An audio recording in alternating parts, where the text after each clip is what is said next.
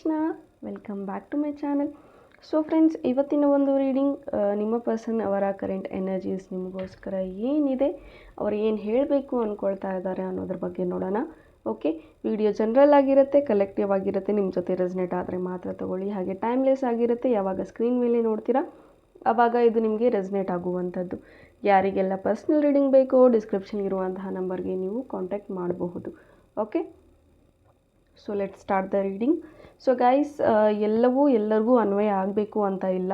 So ಯಾವುದು ನಿಮಗೆ resonate ಆಗುತ್ತೆ, ಯಾವ ಒಂದು ಪಾಯಿಂಟ್ ನಿಮಗೆ ರೆಸನೇಟ್ ಆಗುತ್ತೆ ಅದನ್ನು ಮಾತ್ರ ತಗೊಳ್ಳಿ. ಸಪೋಸ್ ಈ ಒಂದು ರೀಡಿಂಗಲ್ಲಿ ನಿಮಗೆ ರೆಸನೇಟ್ ಆಗಿಲ್ಲ ಅಂದರೆ ಮುಂದಿನ ಒಂದು ರೀಡಿಂಗಲ್ಲಿ ಖಂಡಿತ ನಿಮಗೆ ರೆಸನೇಟ್ ಆಗುವಂಥ ಚಾನ್ಸಸ್ ಇರುತ್ತೆ. ಸೊ ನೆಕ್ಸ್ಟ್ ವಿಡಿಯೋನ ನೀವು ನೋಡ್ಕೋಬಹುದು. ಸೊ ಓಪನ್ ಮೈಂಡೆಡಿಂದ ಈ ರೀಡಿಂಗ್ ನೋಡಿ, take what resonates to you. Okay, so let start the reading.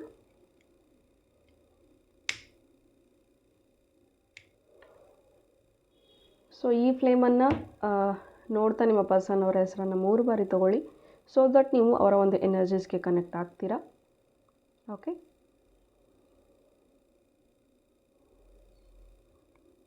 ಹೇ ಪರಂಪಿತ ಪರಮಾತ್ಮ, ಹೇ ಯೂನಿವರ್ಸ್, ಹೇ ಕೃಷ್ಣ, ಹೇ Jagannath, please help me to guide.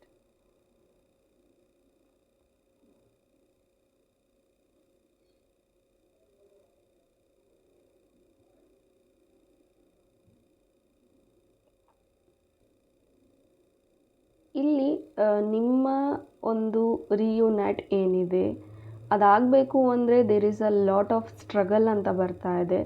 ಈ ಒಂದು ರಿಲೇಷನ್ಶಿಪ್ನ ನೀವು ಯಾವಾಗ ಶುರು ಮಾಡಿದ್ದೀರಾ ಆವಾಗಿಂದ ಒಂದು ಬಹುಶಃ ಒಂದು 2-3 ಮಂತ್ಸ್ ನಿಮ್ಮಿಬ್ಬರ ಒಂದು ರಿಲೇಷನ್ಶಿಪ್ ತುಂಬ ಚೆನ್ನಾಗಿತ್ತು.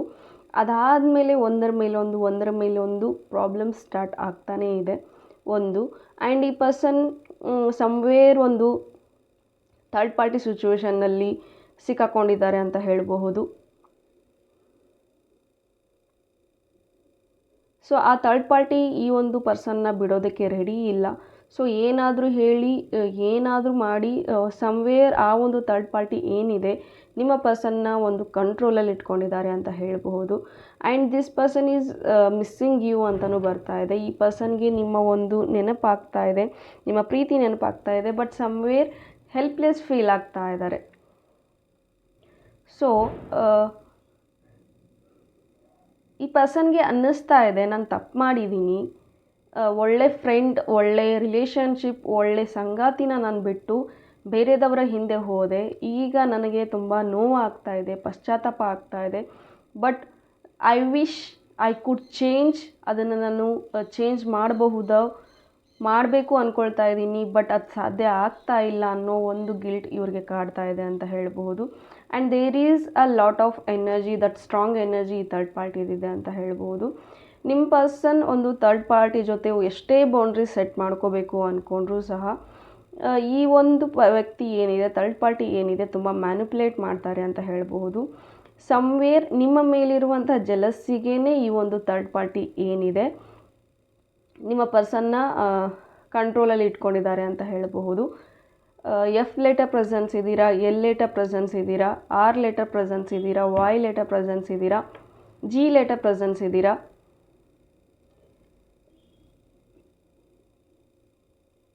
ಮಿಥುನ ರಾಶಿ,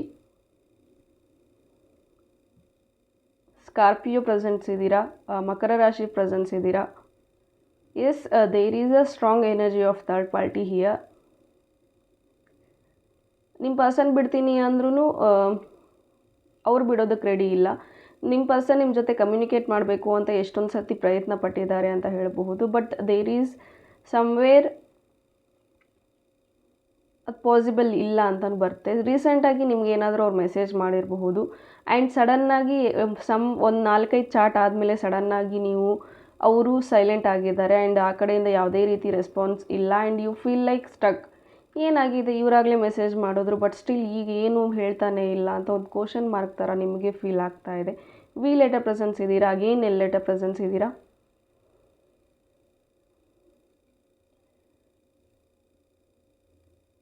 ಆ್ಯಂಡ್ ಈ ಒಂದು ಥರ್ಡ್ ಪಾರ್ಟಿ ನಿಮ್ಮ ರಿಲೇಷನ್ಶಿಪ್ಪಲ್ಲಿ ಬಂದು ತುಂಬಾ ಪಾಯ್ಸನಿಕ್ ಆಗಿ ಕನ್ವರ್ಟ್ ಆಗ್ತಾ ಇದೆ ಅಂತ ಹೇಳಬಹುದು. ಆ್ಯಂಡ್ ಸಮ್ವೇರ್ ನಿಮ್ಮ ಪರ್ಸನ್ಗೂ ತುಂಬ ಉಸಿರು ಕಟ್ಟಿಸ್ತಾ ಇದೆ ಈ ಒಂದು ಥರ್ಡ್ ಪಾರ್ಟಿ ಅಂತ ಹೇಳಬಹುದು. ಪೀಸ್ಫುಲ್ಲಾಗಿಲ್ಲ. ಬಹುಶಃ ನೀವು ಅಂದ್ಕೊಳ್ತಾ ಇರ್ಬೋದು, ಓಕೆ ಥರ್ಡ್ ಪಾರ್ಟಿ ಜೊತೆ ಚೆನ್ನಾಗಿದ್ದಾರೆ, ಅವ್ರು ಹೇಳ್ದಾಗೆ ಹ್ಯಾಪಿಯಾಗಿದ್ದಾರೆ ಅಂತ. ಬಟ್ ದ ಥಿಂಗ್ ಒಳಗೊಳಗೆ ಇವ್ರು ಏನು ಅಂತ ಥಿಂಕ್ ಮಾಡ್ತಾ ಇದ್ದಾರೆ, ಒಳಗೊಳಗೆ ಇವರು ಫೀಲ್ ಮಾಡ್ತಾ ಇರೋದು ದಟ್ ನಿಮ್ಮನ್ನು ತುಂಬ ಡೀಪಾಗಿ ಪ್ರೀತಿಸಿರೋದು, ತುಂಬಾ ಹಚ್ಕೊಂಡಿರೋದು ನೆನಪಾಗ್ತಾ ಇದೆ. ನಿಮ್ಮ ಜೊತೆ ಮಾತಾಡಿದಂತಹ ಕ್ಷಣಗಳು ನೆನಪಾಗ್ತಾ ಇದೆ. ಲೇಟ್ ನೈಟ್ ಮೆಸೇಜಸ್ ಮಾಡ್ತಾ ಇದ್ದಿದ್ದು, ಲೇಟ್ ನೈಟ್ ಕಾಲ್ಸು, ಅದಾದಮೇಲೆ ಮೈಟ್ ಬಿ ನೀವಿಬ್ಬರು ಲಾಂಗ್ ಡ್ರೈವ್ ಜರ್ನಿ ಅನ್ನೋದನ್ನು ಮಾಡಿದ್ದೀರಾ ಒಟ್ಟಿಗೆ. ಸೊ ಅದೆಲ್ಲ ಇವ್ರಿಗೆ ನೆನಪಾಗುತ್ತೆ. ಅಥವಾ ಥರ್ಡ್ ಪಾರ್ಟಿ ಜೊತೆಗೆ ನೀವು ಹೋಗಿರುವಂಥ ಸ್ಥಳಗಳಿಗೆ ಹೋದಾಗ, ಅಥವಾ ಗೊತ್ತೋ ಗೊತ್ತಿಲ್ಲದೇನೋ ಆ ಒಂದು ಪ್ಲೇಸಸ್ಗೆ ಹೋಗಿರ್ತಾರೆ. ಸೊ ಅಲ್ಲಿ ನಿಮ್ಮ ಒಂದು ನೆನಪಾಗಿರುತ್ತೆ. ಸೊ ಕೀಪ್ ಆನ್ ನಿಮ್ಮ ಒಂದು ಮೆಮರೀಸಲ್ಲೇ ಇವರು, ನಿಮ್ಮ ಒಂದು ನೆನಪುಗಳಲ್ಲೇ ಇದ್ದಾರೆ. ಬಟ್ ಇವ್ರಿಗೆ ಒಂದು ಹೆಲ್ಪ್ ಬೇಕು ಹೊರಗೆ ಬರೋದಕ್ಕೆ. ಬಟ್ ಅಸಹಾಯಕತೆ ಅಂತ ಅಂದರೆ ದಟ್ ಇವರಾಗಲೇ ಆ ಒಂದು ವ್ಯಕ್ತಿನ ಫ್ರೆಂಡಾಗಿ ಪರಿಚಯ ಮಾಡ್ಕೊಂಡಿದ್ದು, ಅದಾದಮೇಲೆ ಫ್ರೆಂಡ್ ಅಂತ ಒಂದು ಸಲಿಗೆ ಬೆಳೆಸ್ಕೊಂಡಿದ್ದು, ಈಗ ಅದು ಥರ್ಡ್ ಪಾರ್ಟಿಯಾಗಿ ನಿಮ್ಮ ರಿಲೇಷನ್ಶಿಪ್ನೇ ಒಂದು ಮುಳುವಾಗಿ ನಿಂತ್ಕೊಂಡಿದೆ ಅಂತ ಹೇಳಬಹುದು. ಅದರಿಂದ ತುಂಬ ದುಃಖ ಆಗ್ತಾ ಇದೆ. ಈ ಪರ್ಸನ್ ಕೂಡ ಹ್ಯಾಪಿಯಾಗಿಲ್ಲ. ಬಟ್ ಆ್ಯಂಡ್ ಈ ಥರ್ಡ್ ಪಾರ್ಟಿ ಕೂಡ ಬಲವಂತವಾಗಿ ಎಷ್ಟು ಅಂತ ನಾನು ಈ ಪರ್ಸನ್ ಜೊತೆ ಇರಬೇಕು ಅಂತ ಇವ್ರಿಗೂ ಅನಿಸುತ್ತೆ. ಸೊ 3 ಜನಕ್ಕೂ ನೋವಾಗ್ತಾ ಇದೆ. ಬಿಕಾಸ್ ನಿಮ್ಮ ನೆನಪಿಂದ ಅವ್ರು ಹೊರಗೆ ಬರೋಕ್ಕಾಗ್ತಾ ಇಲ್ಲ. ಆ್ಯಂಡ್ ಆ ಥರ್ಡ್ ಪಾರ್ಟಿ ಜೊತೆಗೇನು ಅವರು ಖುಷಿಯಿಂದ ಇರೋಕ್ಕಾಗ್ತಾ ಇಲ್ಲ. ಬಟ್ ಈ ಥರ್ಡ್ ಪಾರ್ಟಿಗೆ ಏನೇ ಆದರೂ ಸರಿ, ಎಷ್ಟೇ ಕಷ್ಟ ಆದರೂ ಸರಿ, ನಾನು ನನ್ನ ಪರ್ಸನ್ನ ನನಗೆ ಪಡ್ಕೊಳ್ತೀನಿ, ಇವರನ್ನು ಪಡ್ಕೊಳ್ತೀನಿ, ನಾನು ಬಿಟ್ಟು ಹೋಗೋದಿಲ್ಲ ಅನ್ನೋ ಒಂದು ಸ್ಟಬನ್ ಎನರ್ಜಿ ಥರ್ಡ್ ಪಾರ್ಟಿದಿದೆ ಅಂತ ಹೇಳಬಹುದು. ಐ ಥಿಂಕ್ ಈ ಥರ್ಡ್ ಪಾರ್ಟಿ ಬಹುಶಃ ಒಂದು ನಿಮ್ಮ ಮೇಲಿರುವಂಥ ಜೆಲಸ್ ಅಥವಾ ನಿಮ್ಮ ಪರ್ಸನ್ ಮೇಲಿರುವಂಥ ಒಂದು ಹುಚ್ಚು ಪ್ರೀತಿ, ಇದು ಪ್ರೀತಿ ಅಂತಲೂ ಹೇಳೋಕ್ಕಾಗಲ್ಲ ಥರ್ಡ್ ಪಾರ್ಟಿದು ನಿಮ್ಮ ಪರ್ಸನ್ ಮೇಲೆ. ಇಟ್ ಕೈಂಡ್ ಆಫ್ ಅಟ್ರಾಕ್ಷನ್, ಬೇಕು ಅನ್ನೋ ಹಠನೇ ಪ್ರೀತಿ ಅಂತ ಅಂದ್ಕೊಂಡಿರುವಂಥದ್ದು. ಅಥವಾ ಈ ಥರ್ಡ್ ಪಾರ್ಟಿ ಹೀಗೂ ಇರಬಹುದು ದಟ್ ನಿಮ್ಮ ಪರ್ಸನ್ ರಿಲೇಟಿವ್ ಕಡೆಯಿಂದ ಫಿಕ್ಸ್ ಮಾಡಿರುವಂಥದ್ದು ಇರಬಹುದು, ಅಥವಾ ಚಿಕ್ಕ ವಯಸ್ಸಿಂದನೂ ಇವ್ರಿಗೆ ಅಂತ ಹೇಳಿರಬಹುದು. ಆ್ಯಂಡ್ ಸಡನ್ನಾಗಿ ನಿಮ್ಮ ಮೇಲೆ ಈ ಪರ್ಸನ್ಗೆ ಪ್ರೀತಿ ಆದಾದಮೇಲೆ ಇದು ಮನೇಲಿ ಕೂಡ ಗೊತ್ತಾಗಿ ಈಗ ಅವ್ರ ಜೊತೆ ಮದುವೆ ಅಂತ ಫಿಕ್ಸ್ ಮಾಡಿರುವಂಥದ್ದು. ಸೊ ಈ ರೀತಿ ಒಂದು ಸರ್ಕಮ್ಸ್ಟೆನ್ಸಸ್ ನಡೀತಾ ಇದೆ, ಈ ರೀತಿ ಸಿಚುವೇಶನ್ಸ್ ಕೂಡ ನಡೀತಾ ಇದೆ. ಬಟ್ ಸ್ಟಿಲ್ ಈ ಪರ್ಸನ್ ಏನೋ ಒಂದು ಮಿರಾಕಲ್ ಆಗುತ್ತೆ, ಏನೋ ಒಂದು ಚೇಂಜ್ ಆಗುತ್ತೆ, ಎಲ್ಲ ಸರಿ ಹೋಗ್ಬೋದು ಅಂತ ಇವ್ರು ಸುಮ್ಮನೆ ಅಂದ್ಕೊಂಡು ಕೂತ್ಕೊಂಡಿದ್ದಾರೆ. ಬಟ್ ದ ಥಿಂಗ್ ಈಸ್, ಸುಮ್ಮನೆ ಅಂದ್ಕೊಂಡು ಕೂತ್ರೆ ಯಾವುದು ಬದಲಾಗೋದಿಲ್ಲ. ಅವರು ಆ್ಯಕ್ಷನ್ಸ್ನ ತೊಗೋಬೇಕು ಅನ್ನೋದು ಈ ಪರ್ಸನ್ಗೆ ಅರ್ಥ ಆಗ್ತಾ ಇಲ್ಲ. If this person take actions means definitely there is a chances of reconciliation. ಈ ಪರ್ಸನ್ಗೆ ಆ ಥರ್ಡ್ ಪಾರ್ಟಿ ಜೊತೆ ಇರೋದಕ್ಕೆ ಇಷ್ಟ ಇಲ್ಲ, ಖುಷಿ ಆಗ್ತಾ ಇಲ್ಲ ಅಂದರೆ they have to take actions ಅಲ್ವಾ. ಅವರು ಆ್ಯಕ್ಷನ್ಸ್ ತೊಗೋಬೇಕು. ಎಷ್ಟು ಅಂತ ಅವರು ನರಳುತ್ತಾರೆ, ನಿಮ್ಮನ್ನು ನರಳಕ್ಕೆ ಬಿಡ್ತಾರೆ. ಪಾಸಿಬಿಲಿಟೀಸ್ ಇವ್ರ ಲೈಫ್ ಇವ್ರ ಕೈಯಲ್ಲೇ ಇದೆ ಅಂದಮೇಲೆ ಸೊ ಇವ್ರು ಅಟ್ಲೀಸ್ಟ್ ಆ ಥರ್ಡ್ ಪಾರ್ಟಿಗೆ ಅರ್ಥ ಮಾಡಿಸ್ಬೇಕು. ಅವ್ರಿಗೆ ನೋವಾಗುತ್ತೆ, ಇವ್ರಿಗೆ ನೋವಾಗುತ್ತೆ, ಫ್ಯಾಮಿಲಿ ಒಪ್ಪೋದಿಲ್ಲ, ಫ್ಯಾಮಿಲಿ ಭಯ ಇದೆ, ನನ್ನನ್ನು ಬ್ಲ್ಯಾಕ್ ಮೇಲ್ ಮಾಡ್ತಾರೆ, ನನ್ನ ವೀಕ್ನೆಸ್ ಇಟ್ಕೊಂಡಿದ್ದಾರೆ. ಸೊ ಎಸ್ಕೇಪ್ ಮಾಡೋದಕ್ಕೆ ಅಥವಾ ಮುಂದೂಡೋದಕ್ಕೆ ತುಂಬ ರೀಸನ್ಸ್ ಇವ್ರು ಹುಡುಕೊಳ್ತಾ ಇದ್ದಾರೆ ಅಂತ ಹೇಳ್ಬೋದು. ರೀಸನ್ಸ್ ಎಲ್ಲರಿಗೂ ಎಲ್ಲ ರೀತಿಯ ಕೆಲವು ಕಾರಣಗಳಿರುತ್ತೆ. ಬಟ್ ಸ್ಟಿಲ್ ನಿಮಗೂ ಕಾರಣಗಳಿದೆ ಅಲ್ವಾ. ಬಟ್ ಸ್ಟಿಲ್ ಈ ಪರ್ಸನ್ಗೋಸ್ಕರ ನೀವು ಕಾಯ್ತಾ ಇದ್ದೀರಾ ಅಂತಂದರೆ ಅವ್ರಿಗೆ ಅದು ಅರ್ಥ ಆಗಬೇಕು. ನನ್ನ ಪರ್ಸನ್ನ ಜೆನ್ಯೂನಾಗಿ ಪ್ರೀತಿ ಮಾಡ್ತಾ ಇದ್ದಾರೆ, so I have to take a decision, ನಾನು ಆ್ಯಕ್ಷನ್ಸ್ನ ತೊಗೋಬೇಕು ಅಂತ ಅವ್ರಿಗೆ ಅನ್ನಿಸ್ಬೇಕು. ಬಟ್ ಈ ಪರ್ಸನ್ಗೆ ಭಯ ಜಾಸ್ತಿ ಇದೆ, ತುಂಬ ಭಯ ಪಡ್ತಾರೆ, ಎಲ್ಲದಕ್ಕೂ ಭಯ ಪಡ್ತಾರೆ. ಬಹುಶಃ ಇವ್ರ ಪೇರೆಂಟ್ಸ್ಗೆ ಇವ್ರು ಭಯ ಪಡಬಹುದು, ಆ ಥರ್ಡ್ ಪಾರ್ಟಿಗೆ ಇವ್ರು ಭಯ ಪಡ್ಬೋದು, ಅಥವಾ ಫ್ಯೂಚರ್ ಏನಾಗ್ಬಿಡುತ್ತೋ ಅನ್ನೋ ಒಂದು ಭಯ ಕೂಡ ಇದೆ ಅಂತಲೂ ಹೇಳಬಹುದು. ಮೈಟ್ ಬಿ ಇವರು ಇನ್ನೂ ಅಷ್ಟು ಸ್ಟೇಬಲ್ ಆಗಿಲ್ಲ ಅಂತ ಹೇಳ್ಬೋದು. ತುಂಬ ಸೆನ್ಸಿಟಿವ್ ಅಂತ ಕಾಣುತ್ತೆ ಈ ಪರ್ಸನ್. ಅದಕ್ಕೋಸ್ಕರ ಇವರು ಯಾರ ಜೊತೆನೂ ವಾಯ್ಸ್ ರೈಸ್ ಮಾಡಿ ಮಾತಾಡೋದಿಲ್ಲ, ನೋ ಅನ್ನೋದಕ್ಕೆ ಈ ಪರ್ಸನ್ನಿಗೆ ಬರೋದಿಲ್ಲ. ಸೊ ನೋ ಅನ್ನೋಕ್ಕೆ ಬರದೇ ಇರೋ ಕಾರಣಕ್ಕೆ ಇದೆಲ್ಲ ನಡೀತಾ ಇರೋದು ಅಂತಲೂ ಇಲ್ಲಿ ಎನರ್ಜೀಸ್ ಬರ್ತಾ ಇದೆ. ಇಫ್ ದಟ್ ಪರ್ಸನ್ ಏನಾದರೂ ಆ ಥರ್ಡ್ ಪಾರ್ಟಿ ಬಂದಾಗ, ಥರ್ಡ್ ಪಾರ್ಟಿ ಜೊತೆ ಮದುವೆ ಮಾತುಕತೆ ಫ್ಯಾಮಿಲಿ ಕಡೆಯಿಂದ ಆಗ್ತಿದ್ದಾಗ ಅಟ್ಲೀಸ್ಟ್ ಅವ್ರು ಹೇಳ್ಬೋದಿತ್ತು, ನನಗೆ ಈ ಮದುವೆ ಇಷ್ಟ ಇಲ್ಲ, ನೋ ಅಂತ ಹೇಳಿದರೆ ಅಥವಾ ಟೈಮ್ ಕೇಳಿದರೂ ಸಹ ಆಗ್ತಾ ಇತ್ತು. ಬಟ್ ಇವರು ನೋ ಅಂತ ಹೇಳಿಲ್ಲ. ಸೊ ಇವರ ಒಂದು ಇನ್ನೋಸೆಂಟ್ನ ಅವರು ಬಂಡವಾಳವಾಗಿ ತೊಗೊಂಡಿದ್ದಾರೆ, ಅಪೋರ್ಚುನಿಟಿಯಾಗಿ ತೊಗೊಂಡಿದ್ದಾರೆ. ಸೊ ಅವ್ರಿಗೆ ಹೇಗೆ ಬೇಕೋ ನಿಮ್ಮ ಪರ್ಸನ್ನ ಇವ್ರು ಕುಣಿಸ್ತಾ ಇದ್ದಾರೆ. ಇವರು ಅದಕ್ಕೆ ಸರಿ, ಎಲ್ಲ ನಮ್ಮವರೇ ಅಂತ ಇವರು ಕುಣಿತಾರೆ ಅಂತ ಹೇಳಬಹುದು. ಅವ್ರು ಹೆಂಗೆ ಆಡಿಸ್ತಾರೆ, ಇವ್ರು ಹಂಗೆ ಆಡಿಸ್ತಾರೆ.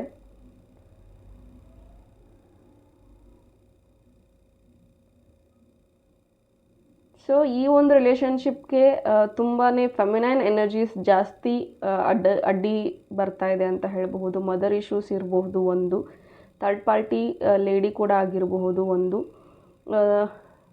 ಥರ್ಡ್ ಪಾರ್ಟಿ ರಿಲೇಷನ್ಸ್ ಕಡೆಯಿಂದನೂ ಆಗಿರಬಹುದು. There is some strong feminine energy ಇಲ್ಲಿ ನನಗೆ ಕಾಣಿಸ್ತಾ ಇರೋದು.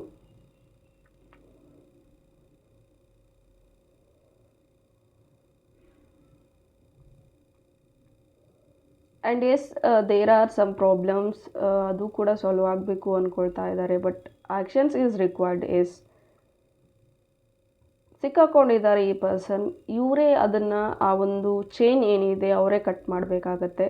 ಆ್ಯಂಡ್ ಡೆಫಿನೆಟ್ಲಿ ಅವರೇನಾದರೂ ಎಲ್ಲವನ್ನು ಬಿಟ್ಟು ಆ ಒಂದು ಕಂಫರ್ಟ್ ಝೋನ್ ಏನಿದೆ, ಆ ಒಂದು ಅವರಲ್ಲೇ ಹಾಕ್ಕೊಂಡಿರುವಂತಹ ಬೇಲಿಗಳೇನಿದೆ ಅದರಿಂದ ಅವರು ಎದ್ದು ಬರಬೇಕು, ಬ್ರೇಕ್ ಮಾಡಬೇಕು. ಅಂದಾಗ ಒಂದು ನ್ಯೂ ಜರ್ನಿ, ನ್ಯೂ ಲೈಫ್ ಅನ್ನೋದು ಈ ಪರ್ಸನ್ಗೆ ಸಿಗುತ್ತೆ. ಆ್ಯಂಡ್ ಒನ್ಸ್ ಅವರೇನಾದರೂ ಆ ಒಂದು ಝೋನಿಂದ ಆಚೆ ಬಂದರೆ, trust me, believe me guys, ಈ ಒಂದು ಪರ್ಸನ್ ನಿಮ್ಮ ಜೊತೆ ತುಂಬ ಚೆನ್ನಾಗಿರ್ತಾರೆ.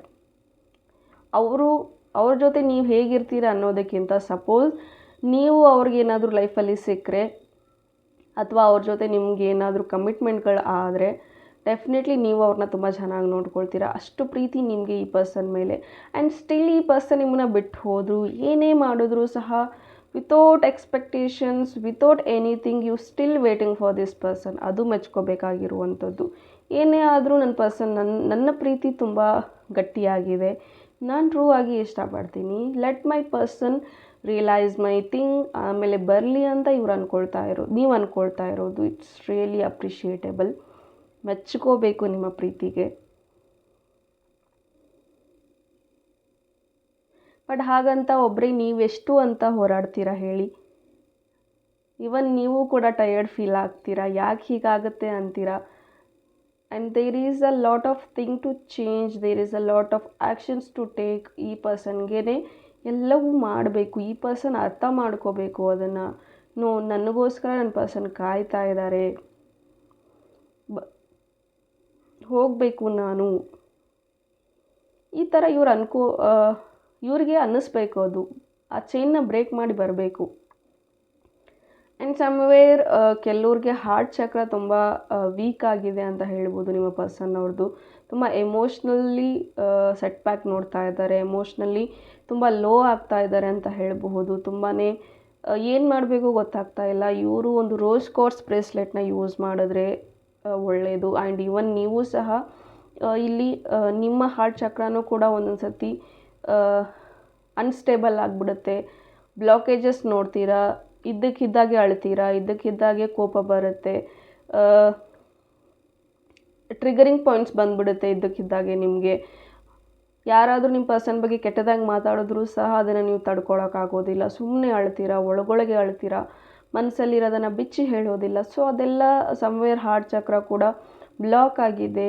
So use rose quartz crystal ಬ್ರೇಸ್ಲೆಟ್ನ ಯೂಸ್ ಮಾಡಿ, ಅಥವಾ ರಿಲೇಷನ್ಶಿಪ್ ಬ್ರೇಸ್ಲೆಟ್ನ ಯೂಸ್ ಮಾಡಿ.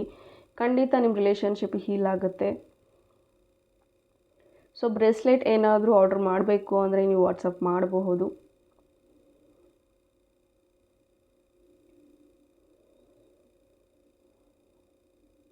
ನನಗಿಲ್ಲಿ ವೆಡ್ಡಿಂಗ್ ಎನರ್ಜಿ ಬರ್ತಾ ಇದೆ. ಮೈಟ್ ಬಿ ಇಲ್ಲಿ ನಿಮ್ಮ ಮನೆ ಕಡೆಯಿಂದನೂ ನಿಮಗೆ ಫೋರ್ಸ್ಫುಲಿ ನಿಮಗೂ ಹುಡುಕ್ತಾ ಇರಬಹುದು ಒಂದು, ಅಥವಾ ಅವ್ರಿಗೂ ಮ್ಯಾರೇಜ್ ಆಲ್ರೆಡಿ ಫಿಕ್ಸ್ ಮಾಡ್ತಿರುವಂಥ ಚಾನ್ಸಸ್ ಕೂಡ ಅಲ್ಲೂ ನಡೀತಾ ಇದೆ. Something wedding, some marriage energies ಈ ಥರ ಬರ್ತಾ ಇದೆ. ಇಷ್ಟ ಇಲ್ಲದೆ ಇರೋ ಮದುವೆ ನೀವು ಆಗಿರಬಹುದು, ಆಲ್ರೆಡಿ ಕೆಲವ್ರು ಆಗಿರಬಹುದು ಮದುವೆ, ಬಟ್ ಸ್ಟಿಲ್ ನಿಮ್ಮ ಪರ್ಸನ್ಗೆ ನೀವು ವೇಟ್ ಮಾಡ್ತಿರ್ಬೋದು, ಅಥವಾ ಅವ್ರದ್ದು ಕೂಡ ಮದುವೆ ಆಗಿರಬಹುದು, ಬಟ್ ನಿಮ್ಮಿಂದ ಅವ್ರು ಹೊರಗೆ ಬರೋದಕ್ಕೆ ಆಗ್ತಾ ಇಲ್ಲ. So there is some married people also presence here. ನನಗೆ ಮ್ಯಾರೇಜ್ ಎನರ್ಜೀಸ್ ಕೂಡ ಬರ್ತಾ ಇದೆ. ಸೊ ಆದಷ್ಟು ನೀವು ಆರ್ಕ್ಏಂಜಲ್ ಕ್ಯಾಮಿಯಲ್ನ ಪ್ರೇ ಮಾಡಿ. ಅವರು ಪ್ರೀತಿಯ ಒಂದು ಗಾರ್ಡಿಯನ್ ಅಂತ ಹೇಳಬಹುದು, ಪ್ರೀತಿಗೆ ಅವರು ಸಪೋರ್ಟ್ ಮಾಡುವಂತಹ ಏಂಜಲ್ ಅಂತ ಹೇಳಬಹುದು. ಅವ್ರನ್ನ ನೀವು ಅವೇಕನ್ ಮಾಡಬಹುದು.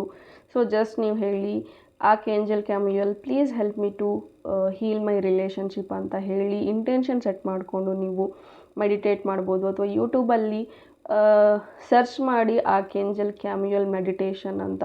ಸೊ ಅವರ ಒಂದು ಮೆಡಿಟೇಷನ್ಸ್ ಎಲ್ಲ ನಿಮಗೆ ಸಿಗುತ್ತೆ. ಸೊ ಅದನ್ನು ನೀವು ಸ್ಟಾರ್ಟ್ ಮಾಡ್ಕೊಳ್ಳಿ. ಸೊ ನಿಮ್ಮನ್ನು ನೀವು ಹೀಲ್ ಮಾಡ್ಕೊಳ್ಳಿ. ಡೆಫಿನೆಟ್ಲಿ ಈ ಪರ್ಸನ್ ಕೂಡ ಹೀಲ್ ಆಗ್ತಾರೆ.